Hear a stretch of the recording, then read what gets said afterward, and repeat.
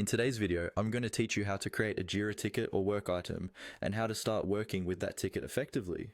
First, make sure you're logged into your Jira account and that you have access to the right project.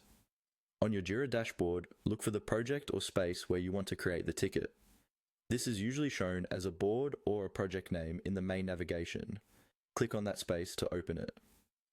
Choosing the correct space is important because your ticket will inherit that project's workflows, fields, and permissions. Once you're inside the project, look toward the top of the screen for the Create button.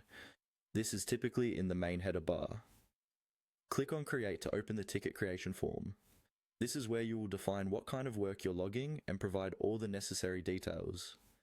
In the form, you'll see a field for work type or issue type. Click on this dropdown. Jira supports different types of work such as stories, tasks, bugs, and more, depending on how your instance is configured. For this walkthrough, select issue or the equivalent item used in your project. Selecting the right type helps your team understand the nature of the work and ensures the ticket follows the correct workflow. Now it's time to type in the details. Start with a clear, concise summary that quickly explains what the ticket is about. Then use the description field to give more context. Explain what is happening, why it matters, and if relevant, steps to reproduce a problem or what the expected outcome should be. If your Jira project uses fields like priority, assignee, labels, or components, fill those in as well.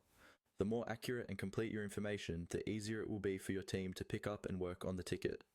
After you've reviewed the information and everything looks correct, click on the Create button at the bottom of the form. Jira will save your new ticket and usually show a confirmation, often with a link to open it immediately. To see where your new ticket sits in the workflow, go to the backlog view of your project. Click on Backlog in the left-hand navigation or in the project menu. Here, you'll find your newly created issue listed among other upcoming work, ready to be prioritized, estimated, and moved into active sprints or current work as your team progresses.